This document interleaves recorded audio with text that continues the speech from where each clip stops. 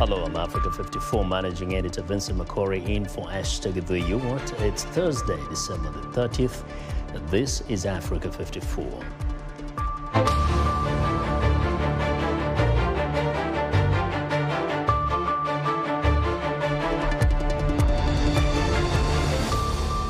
Mourners pay their last respects to Nobel Prize winner Archbishop Desmond Tutu. Poor Kenyans are evicted to make way for the China-built Nairobi Expressway. And a closer look at the devastating impact of climate change on the Sahel.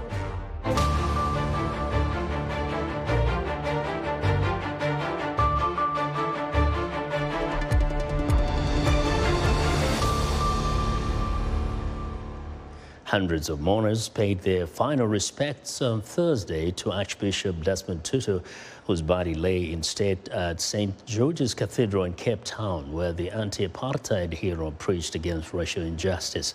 Tutu, who died Sunday, was a Nobel Peace Prize winner and was widely revered across racial and cultural divides in South Africa for his moral rectitude and principled fight against white minority rule. Speaking to Reuters outside the cathedral, mourners paid tribute to Tutu, saying he was the voice of the voiceless and always a voice of reason. Tutu, who requested the cheapest coffin and did not want any lavish funeral expense, will be cremated and his remains interred behind the St. George's Cathedral pulpit he often used to preach against racial injustice.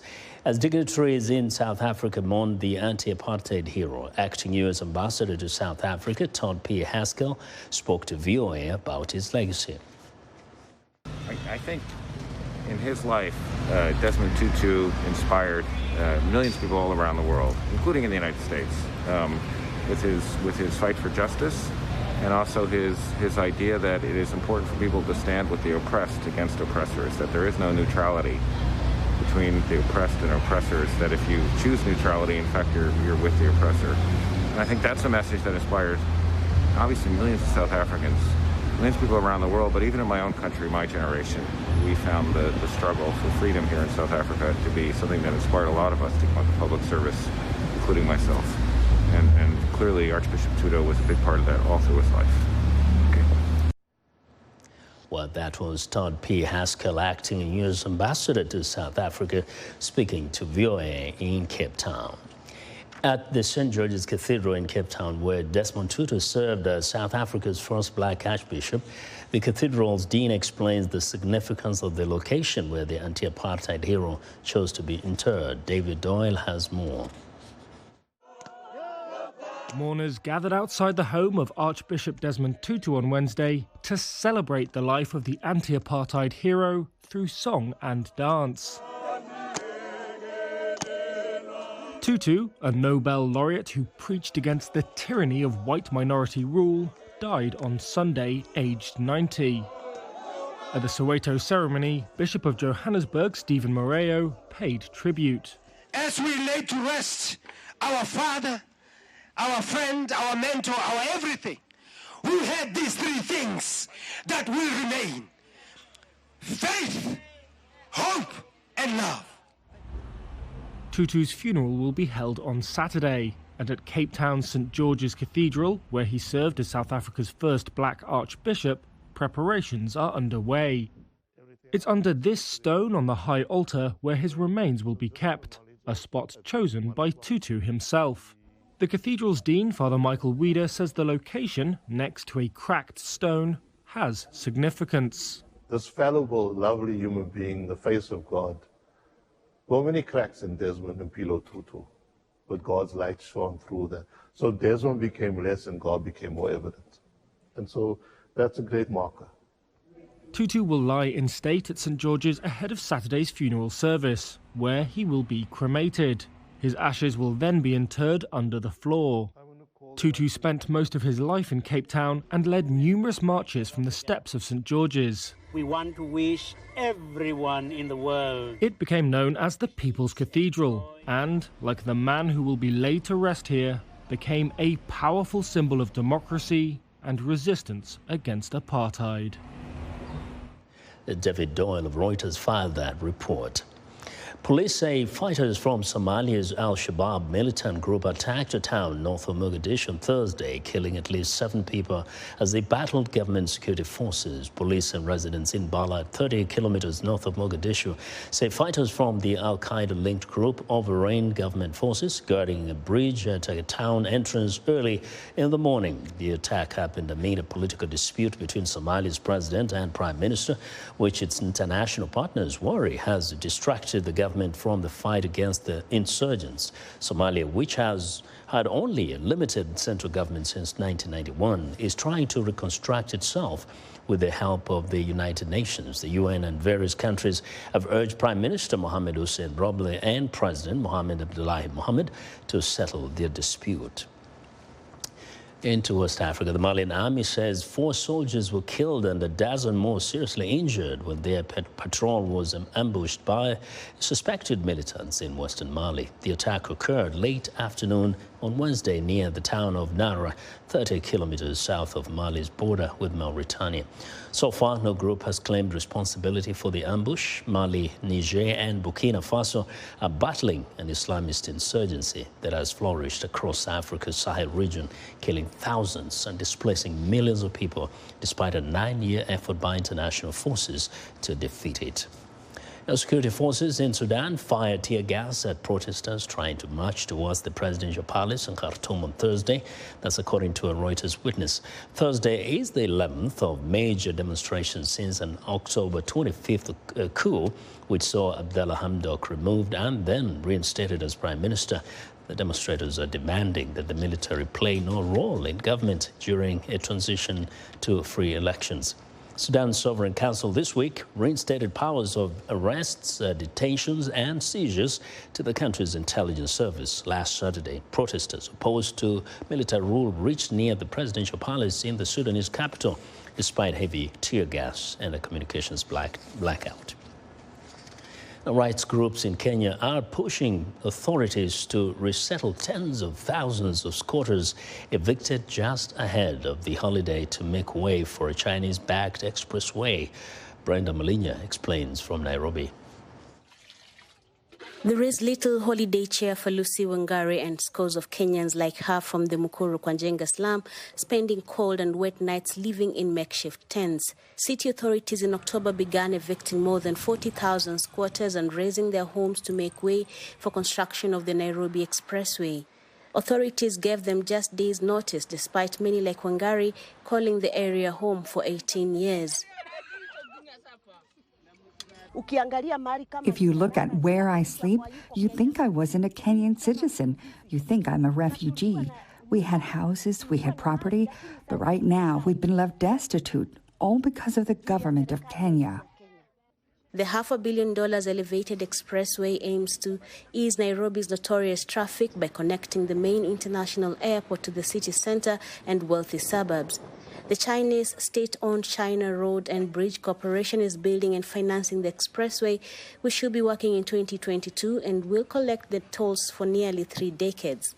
Despite critics calling it a road for the rich, Kenya's President Uhuru Kenyatta has defended the project. The difference that is being occasioned by the road building, by the drainage being put in, by the sewage being put in, I do believe that within another 2 years, Nairobi will be a truly 21st century city, catering for its population in a positive manner and in a manner befitting our people. But rights activists fault the government for not striking a balance between the need for infrastructure and human dignity for those evicted. It's so traumatizing. People are having mental issues here. We have other special challenges here. They should get like special attention, but you find out that even the facilities that we have around, they can't maybe even accommodate or maybe to create that space to provide such services to the people here. The squatters left homeless struggle with security fears. It's very dangerous here, especially for us women. The men can defend themselves if attacked, but I can't fight anyone. If someone attacks me and steals my property, tells me to leave, I have no choice but to obey them. City authorities' promises to help resettle the evicted families have yet to come true. Brenda Mulinya for VOA News, Nairobi. We are excited to hear what you think about Africa 54. Join the discussion on Facebook. The address is Africa 54. We're also streaming our broadcast live on Facebook. Please watch and share our show with your friends. Also, check out our headlines 24/7 on voaafrica.com. Still to come, the major region in Africa is plagued by terrorism and conflict, a crisis made worse by the effects of climate change. Stay with us.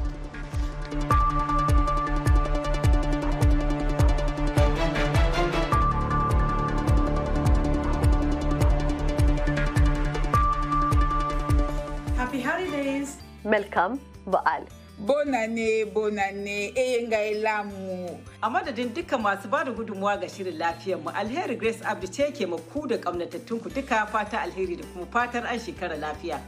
Maisha na Afya inakutakia maandalizi mema ya sikukuu ya Christmas na mwaka mpya popote pale unapoangalia VOA. Yes, it's the holiday season and we wish you a joyful time filled with love, peace and cheerful celebration. Tika ete mitema na bino banson, mitonda na bolingo kimia pe esengo. Meilleurs vœux de bonheur et de succès pour 2022 à vous et vos proches. Et surtout, une très bonne santé à tous. መጪው የጎርጎሮሳውያኑ 2022 ዓመተ ምህረት የሰላምና የጤና እንዲሆንላችሁ ተመኘን። From all of us here at Healthy Living, have a memorable and safe holiday. All the best to you and your loved ones for the upcoming new year. And strive to make every day in 2022 a healthy day.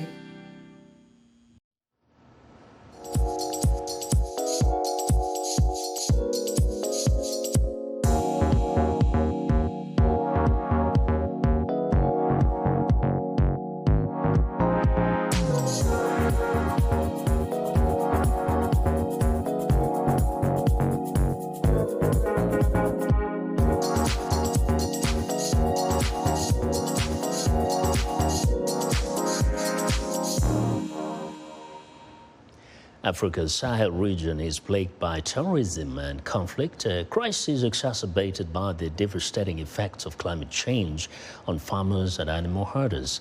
And Wilkins has the details from Burkina Faso.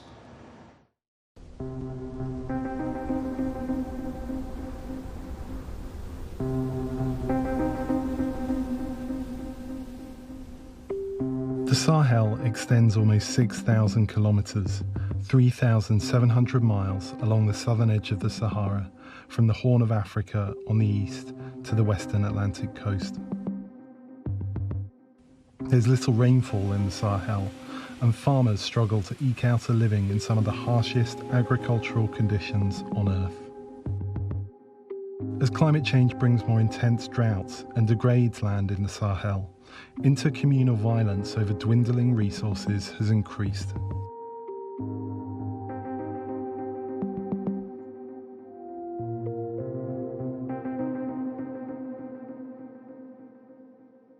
Much of the conflict is between herders and farmers who vie against each other to use the land for their own purposes.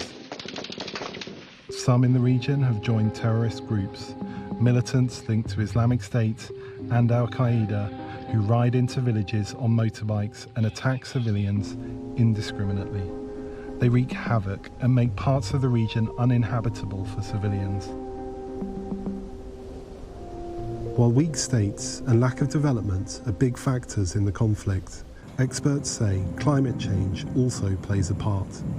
But it's rarely discussed beyond the level of analysts and warnings from the UN. Unlike terrorists on motorbikes, climate change is a cause of the conflict people on the ground cannot see. But it is there.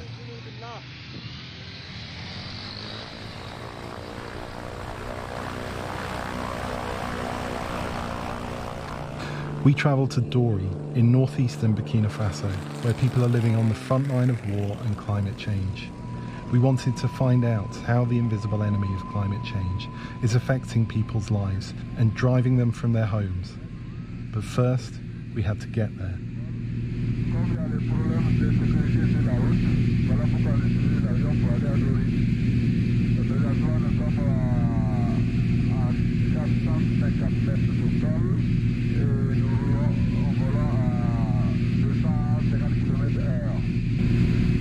Dori is the capital of Burkina Faso's war-torn Sahel province and home to thousands displaced by the conflict. The road from Ouagadougou, Burkina Faso's capital, to Dori is dangerous because of IEDs and pop-up terrorist checkpoints. Just 5 kilometers outside Dori, terrorists have attacked civilians and UN vehicles multiple times this year. Bagai Lamizana grew up in Burkina Faso. Today she's based in Bonn, Germany, as project officer for the United Nations Convention to combat desertification. Climate change is a kind of invisible enemy in the Sahel conflict. UK Ministry of Defense said that 60 million people will migrate from degraded land, part of Africa, if nothing is done. I think neighboring countries and Europe can see this migration affecting them. Migration manifests itself in different ways in the Sahel. Some people, as farming becomes impossible, move to the cities in hope of finding work, but often they end up with low-paying jobs or living in poverty. Some of those migrants in turn begin to move further afield, often to Europe. They take trafficking routes through Niger, Algeria, Libya, and then take boats across the Mediterranean. The crisis in the Sahel has displaced nearly 3.5 million people, according to the UN. We met Zara Ureta, living in a host community on the edge of Dori. She's one of the 1.3 million internally displaced people in Burkina Faso. Zara came to Dori from Arbinda, a town about 60 kilometers away, where extremists regularly terrorized the communities, killing men, women and children. An attack on Arbinda in August left more than 80 people dead. She describes the raid that led her to flee Arbinda 2 years ago. Il n'y a pas c'est comme, puisqu'on pensait même qu'on ne va même pas sortir, puisqu'il y a deux fois, il y a des balles perdues là même, c'est pas facile quoi. Voilà. En tout cas, c'est quoi on pensait là, on pensait que c'était bon, la fin du monde seulement, puisque les bruits de feu là, c'était trop. On a fui rentrer dedans, jusqu'à, bon, les feux, bon, on n'entendait plus le coup de feu. Maintenant, on est sorti au dehors. Quand on est sorti au dehors, bon, on entendait des nouvelles qui n'est pas bon en tout cas. Ce qu'on a tué plus de... Ce jour-là, on a tué plus de 18 personnes. Et tout ça s'était passé, c'est dans le marché, puisque c'était un jour de marché. Ils ont rentré la première fois. Puisque ça fait que moi-même, je ne me sens pas. J'ai des ulcères, ça fait même. Deux fois, même si j'entends cri ou bien quelque chose comme ça, ça me rappelle de ce qui s'est passé à Arbinda. Bon, je suis une femme mariée, j'ai 5 enfants. Bon, des fois aussi, en tout cas, c'est que je fais le commerce, je fais le levage aussi. Bon, je fais travaux de ménage, travail de ma famille. Je m'occupe de mon mari et de mes enfants aussi. In the years before she fled Arbinda, she noticed the weather starting to change. It diminished usable land and forced the community to change too. Avant, il pleuvait, mais aujourd'hui, en tout cas, il ne pleut pas. Les gens mangeaient en famille, quoi. Et puis surtout, les enfants respectaient les grands. Les grands aussi respectaient les enfants. Les gens venaient, ils soutenaient. Par exemple, les baptêmes comme ça, les gens venaient, ils soutenaient.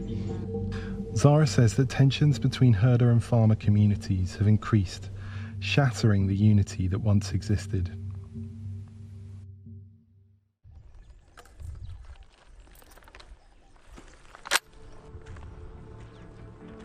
Salem is also a migrant who fled terrorism.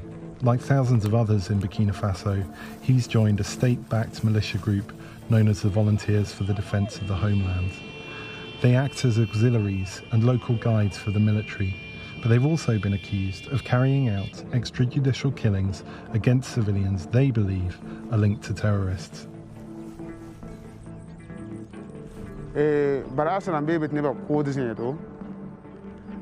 Pagla kam koda me sakda gulo sakda wala kodo butotor sakda pihla La terroriste huwa wa. Baras kaletin ko jende. Gulo kaletin gole. Ko kaletin ko. Ab kin ha ton pil sora. Kom la konyudu. La nimbana. E kwal kaletin karmi. Lo tori kalebe. Terroriste namba huwa ton nimbuide. Libra nimbana kan tar ton pisla. Ton ko ta songre. On kami be pisi ton a été au rapport ton ka au rapport ton ni on au rapport wakad le nem tient na base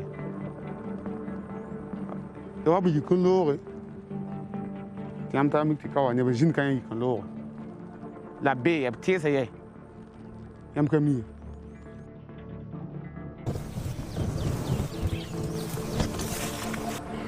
tele ko wat na zabu na ga ngati fo bang dot na zabu ni fo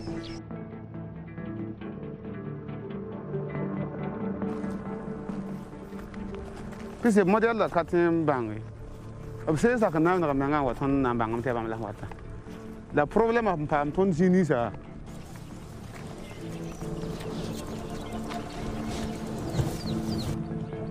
ya lingri la problème de amiscade manda amiscade na solo rien wat ndi conva la be kana mon on tara panga la rodo la tembo be ora ni ti zabra na sa ma ton pil fo Bala ton kaya hede ton han ya se ton ne tenga na je kenga.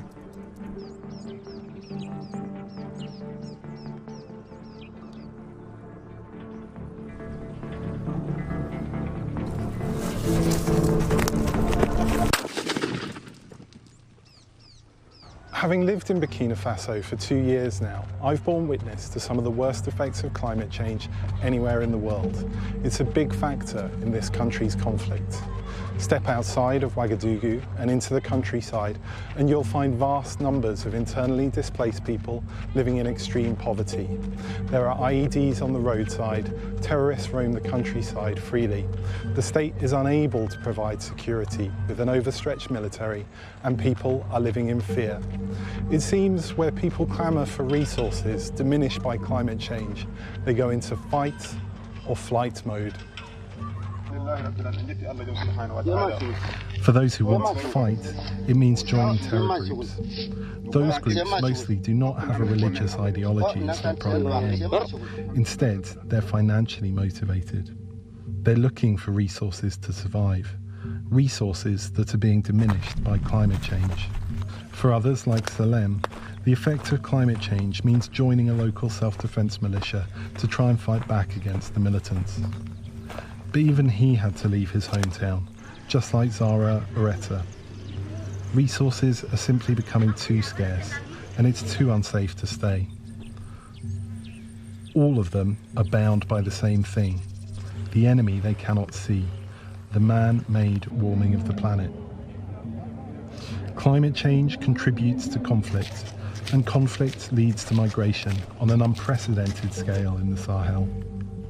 Analysts say the Sahel is a prototype for what will soon start happening in other parts of the globe as climate change continues and nothing is done. But aside from the devastation, people in the Sahel want to take back control of their futures. What is the narrative of the Sahel which we could put out there? The Sahel is not only the land where it's a black doom and dying. It's a land of opportunities, having the two faces of the coin, not only the dark one, but also the lighter one. It's a region where you had the great kingdoms. It's a region where you have a vibrant youth. It's a region where you have a massive natural resources.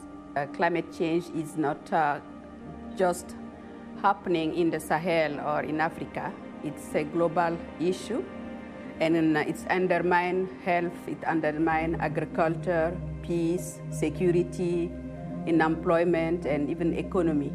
So by bringing together and intervening the political will with the action on the ground, we could really change a bit the narrative of the Sahel and give hope.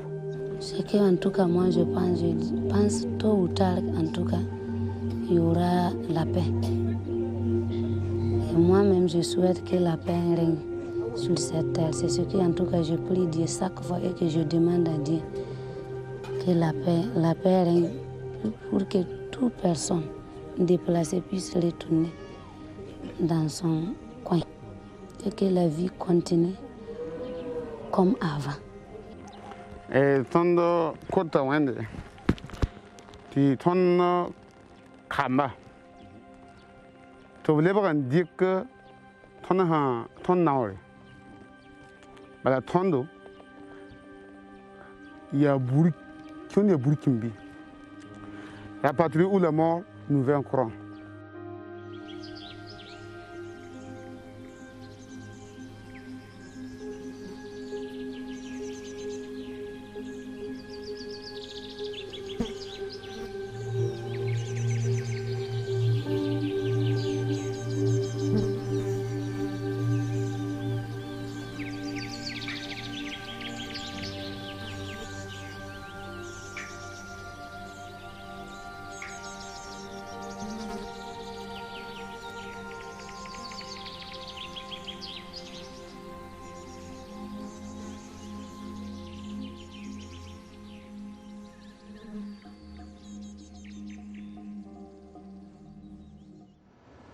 That was journalist Henry Wilkins reporting for VOA.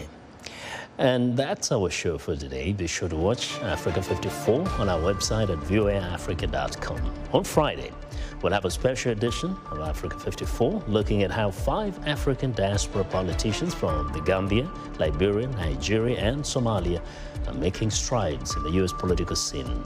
From all of us here in Washington, thanks for watching.